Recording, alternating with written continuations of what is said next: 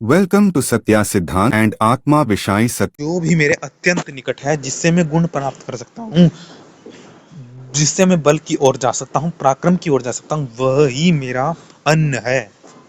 जिससे मैं शिक्षित हो सकता हूँ, जिस प्रकार विद्या से शिक्षित होते हैं, क्योंकि विद्या सब व्यक्तियों के पास होती है। विद्या है अर्थात वह विद्या से हम गुण ग्रहण करते हैं।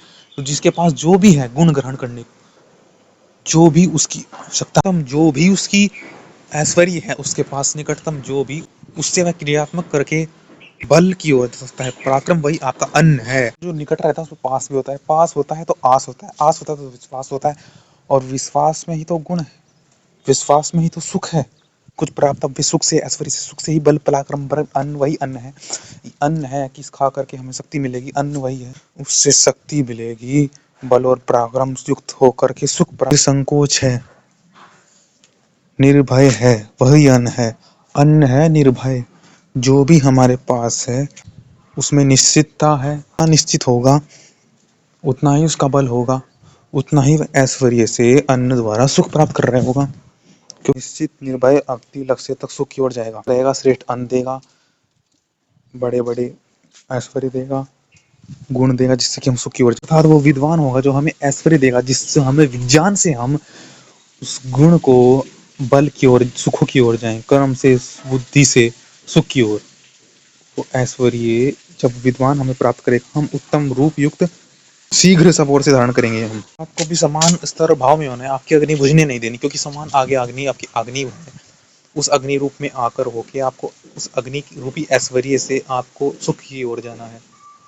अपनी अग्नि को बुझने नहीं देना। बिजली सूर्य रूप अग्नि का रूप होती है, सूर्य तो ठीक उसी प्रकार शिक्षा ग्रहण कर ले, जो भी आपके पास है उससे बल से सुख की ओर जाएं। बल से सुख की आनंद को पुष्टि करती है। संपादक भी हमें उत्तम धन श्रेष्ठ गुणों से प्रजा को पुष्ट करते हैं, सुख की ओर जाते हैं। धन और श्रेष्ठ से बल और पराक्रम सुख। ऐसे ही विषमता आई जिससे कि समता हो। अगर हम अपना करेंगे तो समाज में उत्तरदायित्व का अभाव हो जाएगा। तो यही कहा गया है कि जो अपना अपना योगदान देगा, उत्तरदायित्व निभाएगा, तो उसको उसकी हृदय में प्रेम की प्रगाढ़ भावना उजागर होगी। स्वयं परिवार, समाज को परिवार की भावना समझ के अंधे होकर अत्याचार तो जनता के, इसलिए व्यक्ति समाज के हित में जाता है। हित वह जब व्यक्ति परिवार समझ कर नहीं करेगा तो उसको किसी का भय नहीं होगा, फिर वापस गलती करेगा। समाज को अपना समझ के करना है, अपना समझ के करना जो तुम कर्म कर रहे हो। और यंत्रों को महर्षि मनु ने एक तरह से घातक पतक बनाया गया कि वो पतन कर रहा है। जैसे स्त्री को व्यभिचारी बाजार में छोड़ देवे बैठाकर, अर्थात इस नगर को उजाड़ कर दूसरा नगर बसाने का इतिहास देख लीजिए।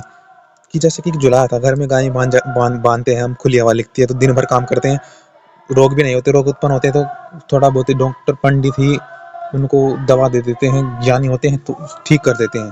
परंतु जब से फैक्ट्री लगी तो लाखों गांव के बेरोजगार होकर शहर जाते हैं, वहां पर भी अपने बच्चों को क्या रखें कि गाय को कैसे रखें, तो उनका स्वास्थ्य बिगड़ता है। उसमें दोष के कारण वो उसको पैसे का सही उपयोग नहीं कर पाते, फिर मग पीते हैं, दारू पीते हैं, शराब पीते हैं, उनका उपयोग नहीं होता, उनमें समाज के प्रति उत्तरदायित्व नहीं पता, उत्तरदायित्व नहीं पता, उत्तरदायित्व नहीं पता, उनमें प्रेम नहीं है, उनमें व्यर्थ पैसे खराब करेंगे और ना उनका रोग दूर होगा। इसलिए वापिस समाज को हित करने के लिए मन से मनु कह रहे हैं कि आप स्वयं उस ऐसे अवस्था में वापस आओ कि इस अंग्रेज की अवस्था को समझना है, अंग्रेज की अवस्था को, विदेशी अवस्था के जो तुम्हारे शराब में तुम पड़े हो, इससे निकलना है। विदेशी की अवस्था से वापिस तुम इस अवस्था में आओ, वापिस तुम कच्चे घरों में आओ, वापिस तुम